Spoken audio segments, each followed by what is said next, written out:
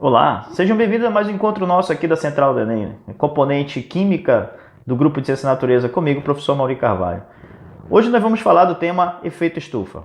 Tá? O efeito estufa ele é amplamente discutido por vários componentes que vocês vêm estudando, né, para o Enem, como dentro da ciência da natureza por completo, né, aqui na química, na física, na biologia, tá?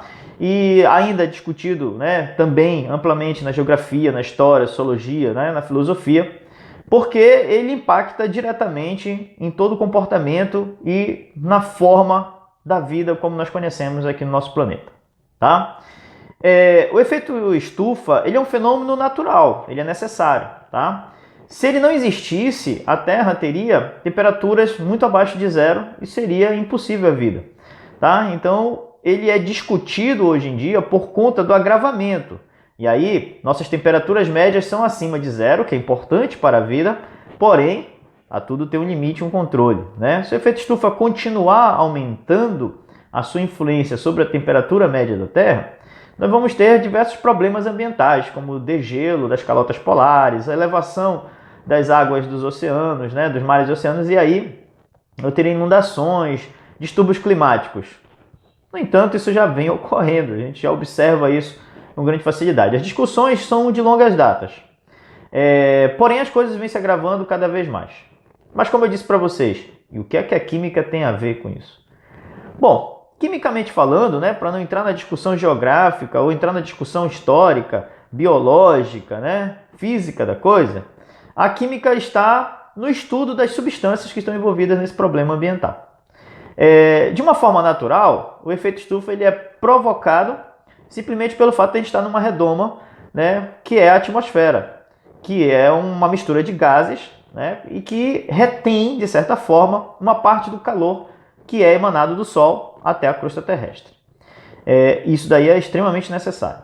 Porém, quando é elevada a produção, né, de poluentes atmosféricos, especialmente poluentes gasosos, eu formo em determinados locais do planeta, eu formo uma ilha de calor, tá? Que é um impedimento de trocas de calor, né? Ou seja, de dissipação dessas ondas que provocam calor, tá? Ou simplesmente eu provoco a não troca de massas de ar, tá?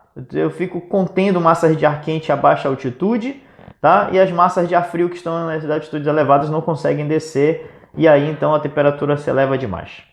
Que tipo de poluente nós vamos ter para o efeito estufa? O principal poluente do efeito estufa ele é proveniente da queima de combustíveis ou da queima de substâncias orgânicas, que é o dióxido de carbono ou gás carbônico, que está presente nas reações de combustão completa de qualquer combustível de origem orgânica. Isso inclui, por exemplo, o combustível fóssil à base de petróleo, né, ou os combustíveis fósseis à base de petróleo, como gasolina, querosene, óleo diesel.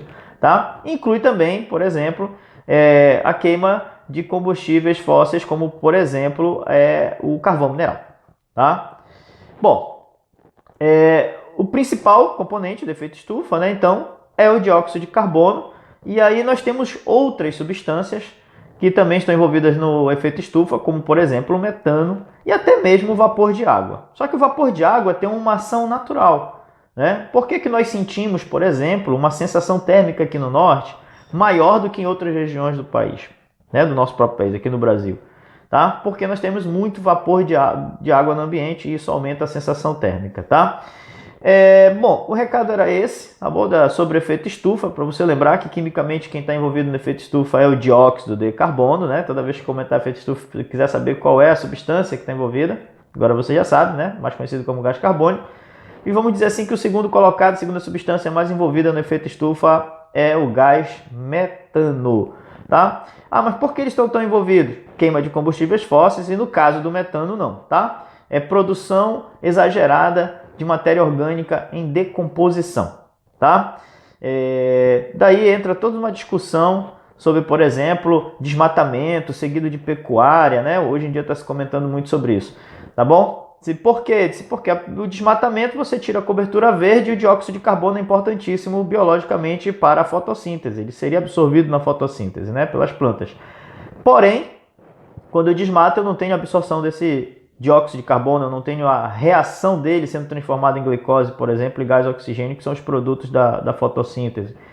E aí, ainda mais quando eu pego essa área que foi desmatada e transformo isso em pasto, onde eu vou ter animais, especialmente bovinos, né, que são ruminantes e que eles liberam uma grande quantidade de metano para o meio ambiente, tá? Esse era o recado. Muito obrigado. Até o nosso próximo encontro.